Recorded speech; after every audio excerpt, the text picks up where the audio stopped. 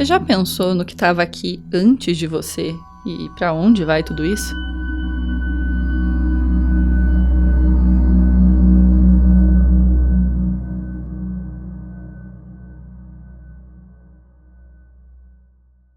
Oi, eu sou a Jéssica Mais. E eu sou a Natália Silva.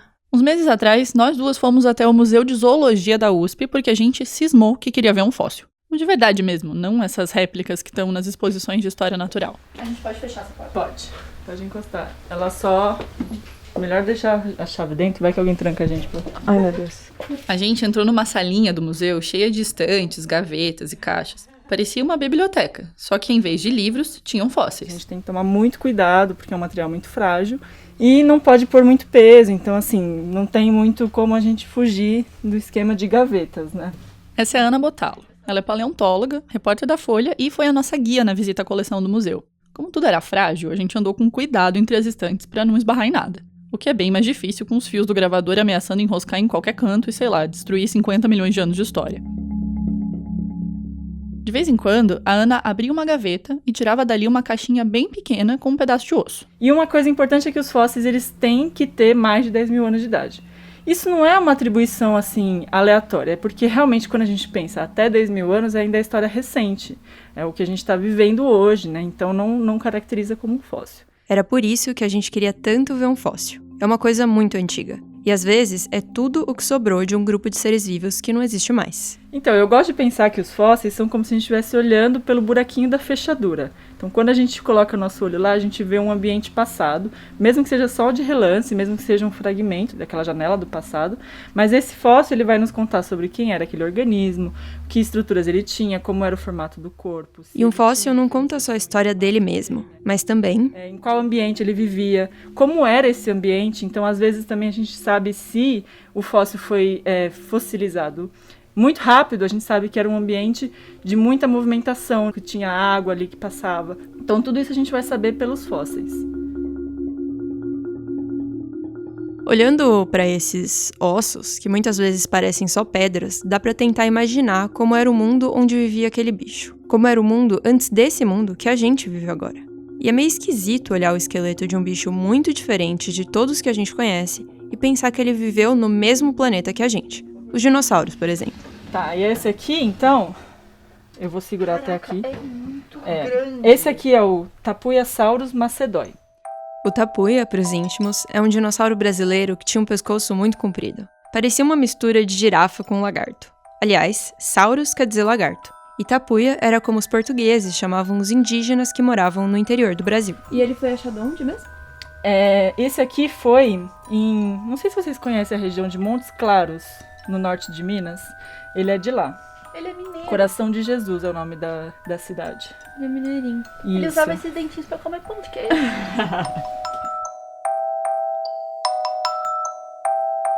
O pão de queijo e o tapuia estão separados por alguns milhões de anos. Mas quando a Ana contou que ele foi achado em Minas, a gente logo imaginou ele em Minas como a gente conhece. Porque sim, porque é a referência que a gente tem, por mais que a gente saiba que é um bicho que viveu muito tempo atrás e foi extinto.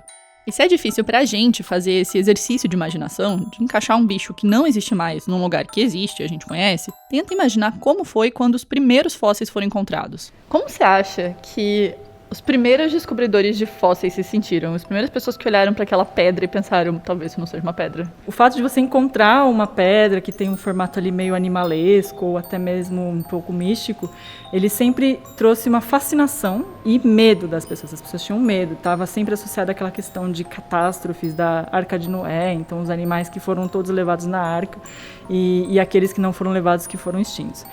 Aquela época, existia também essa questão um pouco de medo e terror do que esses bichos significavam, né? Então, dinossauro significa lagartos monstruosos, né? Lagartos terríveis. E tinha essa questão de serem animais muito diferentes do que era conhecido.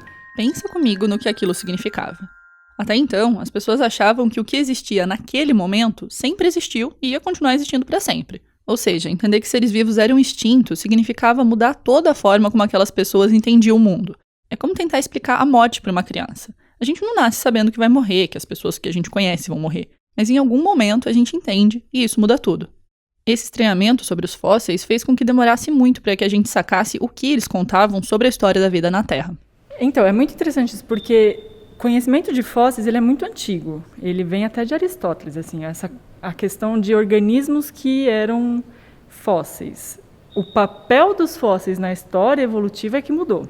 Quem foi o primeiro a olhar para esses animais e pensar neles no sentido de o que era a fauna pretérita e o que é a fauna atual foi o Georges Cuvier, que foi um naturalista baseado no Museu de Paris, na França, e ele começou a ver como você tinha um padrão de organismos nas rochas, então você tinha em uma determinada camada da rocha vários organismos, na camada de cima não tinha mais nenhum, na camada de cima tinha outros. Então ele considerou que os animais eles tinham tempos de vida. O Georges Cuvier, a gente aprendeu que é assim que fala com a Ana. O Cuvier foi trabalhar no Museu de Paris em 1795. Oficialmente, o papel dele era ensinar, mas ele passava várias horas estudando os ossos do acervo. E 50 anos antes, o museu tinha recebido uns ossos meio esquisitos, que foram encontrados nos Estados Unidos. Um fêmur de mais de 1 metro de comprimento e dentes com raízes do tamanho da mão de uma pessoa. Foi assim que a história do Cuvier com os fósseis começou. Entre aulas e croissants, ele gostava de comparar aqueles ossos com o de outros espécimes para tentar explicar quem era aquele bicho. Até 1796, a teoria mais difundida sobre os ossos era que eles pertenciam a um elefante. Mas o Cuvier disse que não, que aquilo era muito diferente de um elefante e que aquela era uma espécie perdida.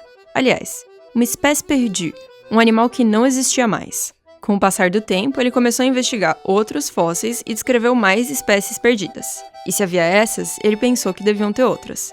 Foi assim que ele criou uma ideia que não existia até ali, de que os seres vivos sumiam, a ideia de extinção.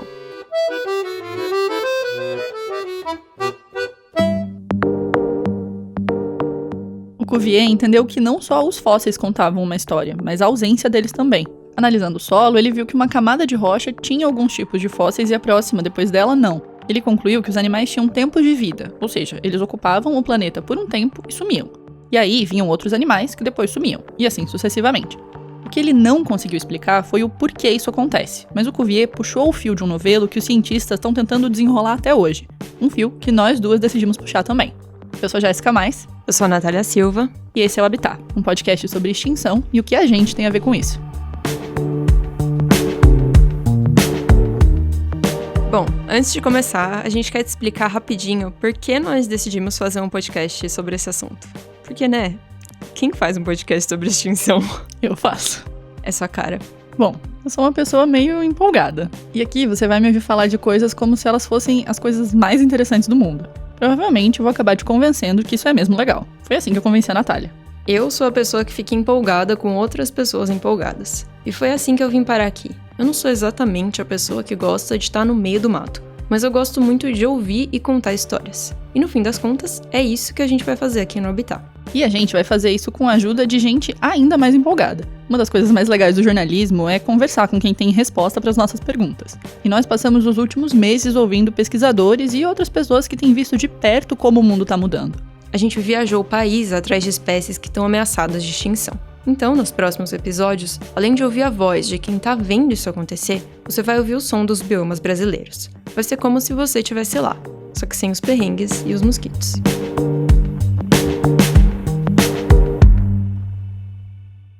Bom, antes de te levar para viajar pelo Brasil, eu vou te contar uma história sobre o passado.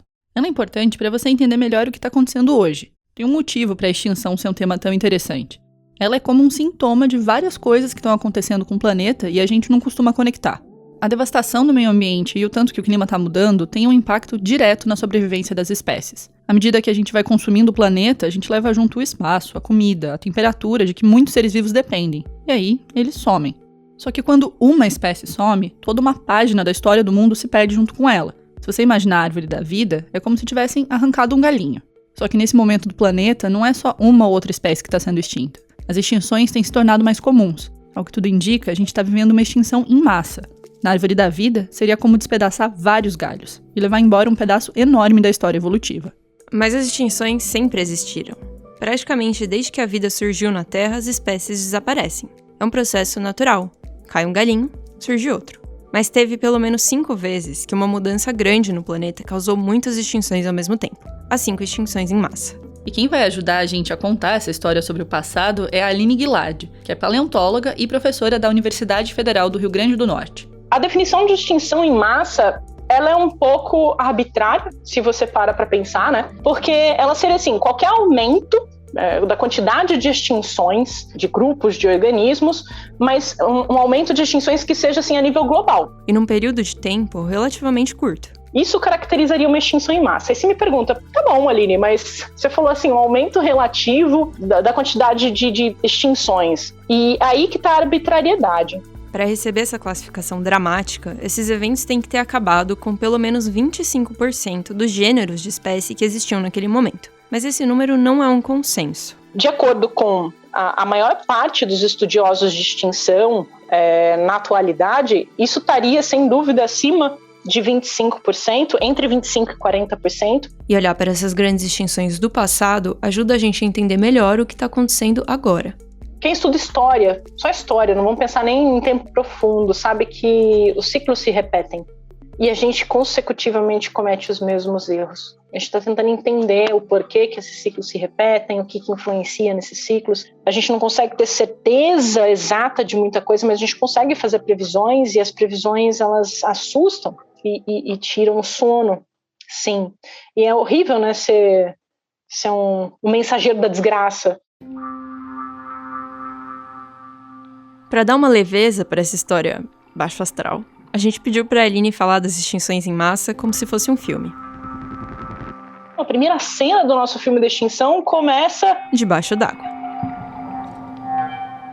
Então a primeira delas, né, que é classicamente incluída entre as 5 maiores extinções, seria a extinção do Ordoviciano, quando a gente tinha toda a vida ainda restrita basicamente aos mares. Esse filme também tem umas palavras que parecem meio trava-língua, mas vamos lá. Essa extinção do final do período Ordoviciano aconteceu entre 455 e 430 milhões de anos atrás. E ela foi causada por uma variação muito brusca na temperatura. O planeta esfriou de uma maneira assim muito rápida e muito intensa, e os organismos marinhos eles não conseguiram se adaptar a essas mudanças muito rápidas. E a gente teve uma perda aproximada entre 80% e 85% da vida marinha. Então, sabe aquela história de The Winter is Coming? Então, basicamente é isso. Elas morreram no frio. Aí, não muito tempo depois, quer dizer, não muito tempo depois para padrões geológicos, né? Uns 65 milhões de anos depois, no período Devoniano, a gente tem os peixes já, peixes ósseos dominando o planeta. Então, a vida tá, a maior parte dela ainda restrita ao ambiente aquático marinho. Ela já invadiu os continentes na forma de plantas, a gente já tem florestas, mas a gente tem uma outra catástrofe acontecendo nesse intervalo de tempo, que acabou levando aí para a lixeira evolutiva quase 70% da vida marinha. O que rolou foi que o surgimento das primeiras grandes florestas levou à produção dos primeiros solos verdadeiros, cheios de matéria orgânica. E esse monte de matéria orgânica acabou sendo carregado para a água e sufocou aqueles ecossistemas. Então, olha que loucura, as florestas causando extinção em massa no ambiente aquático. Quem imaginaria, hein, donas plantas? Com esse tanto de planta produzindo mais oxigênio, a vida terrestre começa a ser bem sucedida e o nosso filme ganha finalmente várias cenas fora d'água. Só que no caminho desses seres que andavam pela Terra, apareceu mais uma extinção em massa, a terceira e maior de todas. Nesse momento, eu vou dizer, parece assim, você tá achando 2020, 2021 ruim, né? Ah, olha, você não ia querer estar ali no 252 milhões de anos, não. Parece que tudo estava para dar ruim. Então, uma série de fatores se combinaram e isso acabou levando à perda de mais ou menos 96% de toda a vida marinha e cerca de 75% de toda a vida terrestre. Então, se você para pensar, perder 96% de toda a vida marinha é quase acabar, é quase zerar os oceanos. Você tem noção? Esse período traumático da história, no final do período Permiano, teve muita atividade das placas tectônicas, aqueles blocos que formam a crosta terrestre. Essa movimentação levou a erupções vulcânicas gigantescas que jogaram na atmosfera toneladas de gases tóxicos e de efeito estufa. Esses gases todos acabaram sufocando a atmosfera, aquecendo os oceanos e levando a várias ondas de extinção consecutivas. Parece até filme de apocalipse. Então foi realmente chamado o momento em que a vida quase acabou, ou a mãe de todas as extinções não é à toa. Ela dá uma lição importante pra gente, tá? ela envolve, diferente daquela extinção ordoviciana que eu falei para vocês, que tem relação ao resfriamento global, ela envolve um aquecimento global. Sim, aquecimento global. É isso mesmo que você está pensando. Da mesma forma que a gente está fazendo, um aumento de gases de efeito estufa na atmosfera cozinhou o planeta e levou a um evento de extinção que quase varreu a vida do mapa. O estrago foi tão grande que a biodiversidade da Terra leva 100 milhões de anos para se restabelecer. É aí, no período Triássico, que surgem uns parentes dos crocodilos, as tartarugas, os primeiros mamíferos, além, é claro, dos dinossauros, que naquele momento não eram lá muito grandes. Essa galera toda estava convivendo no mesmo continente, a Pangeia, zanzando pra lá e pra cá. Até que esse continente volta a se separar, rola mais uma mudança climática global, e 201 milhões de anos atrás acontece outra grande extinção, a de número 4. Durante o Triássico, cerca de 76% das espécies marinhas foram perdidas a nível global. Falando do planeta como um todo, quase metade da vida sumiu.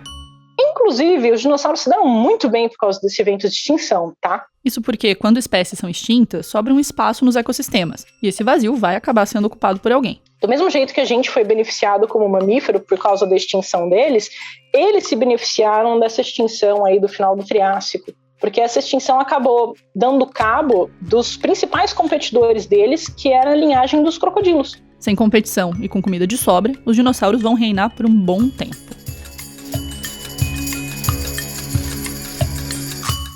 Mas eu sei, e você sabe, que a gente tá chegando no momento do filme que todo mundo conhece.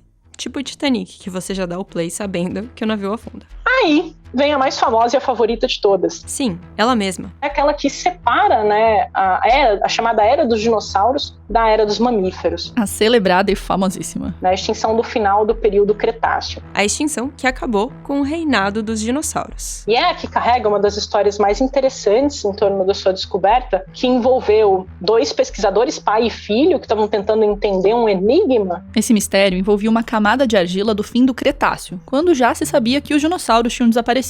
Nos anos 80, o físico americano Luiz Alvarez e o geólogo Walter Alvarez, pai e filho, resolveram testar a quantidade de irídio nessa argila e nas camadas de rocha acima e abaixo dela.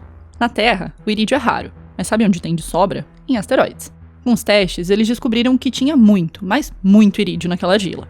Depois de quebrar a cabeça atrás de uma explicação, os Alvarez chegaram à hipótese de que a extinção dos dinossauros tinha sido causada por um imenso asteroide. Seria um asteroide ou cometa? Essa discussão tá em voga atualmente. Mas enfim, para evitar discussões, vamos falar assim, uma grande pedra espacial, pronto, uma grande rocha espacial, assim, ninguém briga. O geólogo também não briga comigo. Uma grande rocha espacial se impactou com o nosso planeta ali no final do Cretáceo, há cerca de 66, exatamente, milhões de anos atrás. E isso levou o cabo da maior parte dos dinossauros. Ao contrário do que você pode pensar, não foi o choque dessa rocha espacial no planeta que levou à quinta extinção. Os dinossauros não morreram instantaneamente com a queda do asteroide, tá importante dizer isso, não saiu assim, bateu e todos os dinossauros morreram, não foi isso que aconteceu. O que ela faz é desencadear um monte de desastres. O cenário catastrófico começa com a queda desse asteroide na península de Yucatán, no México. Na verdade, ele provavelmente causou a morte dos dinossauros que estavam ali num halo de centenas de milhares de quilômetros, porque ele, além de ter causado uma intensa onda de calor, causou uma tsunami gigantesca que atingiu inclusive aqui o norte do Brasil. Mas o que aconteceu foi,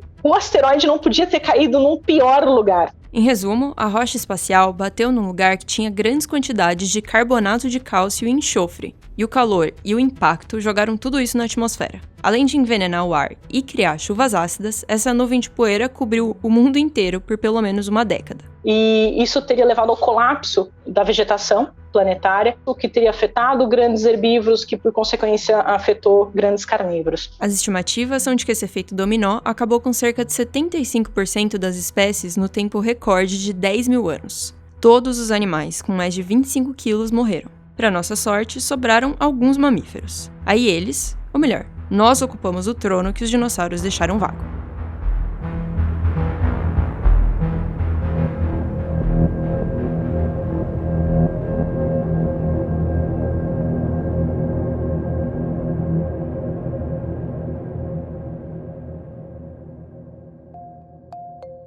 O Habitat é um podcast da Folha com apoio do Instituto Serrapilheira, que fomenta a pesquisa e a divulgação científica no Brasil. O que a gente fez nos últimos 10 minutos foi resumir 500 milhões de anos de história do planeta. Então, assim, ficou muita coisa de fora e a gente promete te dar mais detalhes nos próximos episódios. Mas esse panorama é importante para você entender o papel da extinção para a existência da vida como a gente conhece hoje. A gente vai voltar para o museu para Ana Bottalo explicar essa conexão. As extinções elas têm um papel importante nessa compreensão da história dos seres vivos, porque a gente vê que as extinções elas são processos necessários na história evolutiva dos organismos, justamente porque as linhagens estão em constante evolução. O que isso quer dizer? Ao mesmo tempo que uma espécie, uma linhagem deixa de existir, as suas descendentes, ou seus parentes vão continuar e vão carregar, de certa maneira, a história evolutiva daquela linhagem. Além de te explicar o lugar das extinções na evolução, a gente também quer te mostrar como o sumiço de espécies, principalmente de muitas espécies ao mesmo tempo, é uma coisa rara. Ou pelo menos era, até os seres humanos dominarem o planeta. Na vida da Terra, que é medida em milhões de anos, é muito raro que uma extinção aconteça. É mais fácil uma espécie aparecer do que sumir. Isso não quer dizer que esse não seja um processo natural, mas ele acontece num ritmo muito lento. É o que os cientistas chamam de taxa de extinção de fundo. É como se fosse um barulhinho que acompanha a vida na Terra ao longo dos seus milhões e milhões de anos.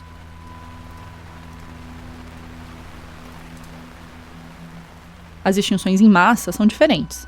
As coisas mudam muito e mudam rápido. Aí, ao invés desse barulhinho de fundo, acontece um estrondo, e as taxas de extinção disparam.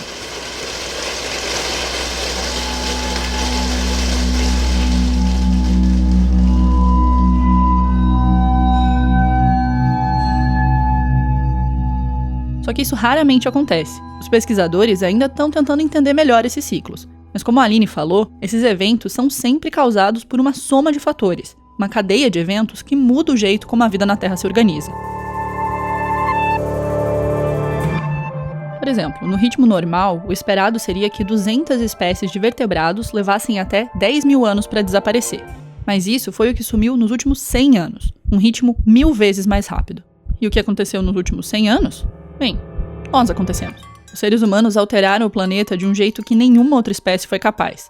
Desde a Revolução Industrial, com a poluição, a queima de combustíveis fósseis e o desmatamento, a atmosfera da Terra mudou. A concentração de dióxido de carbono no ar hoje é maior do que a dos últimos 800 mil anos. E com tanto carbono e outros gases de efeito estufa, a temperatura média dos oceanos e da atmosfera da Terra só cresce. E o clima fica cada vez mais intenso e imprevisível. O que nós fizemos foi criar um cenário que durante a história da vida na Terra levou à extinção em massa, mudanças drásticas e repentinas. É esse estrondo que os cientistas estão chamando de sexta extinção em massa.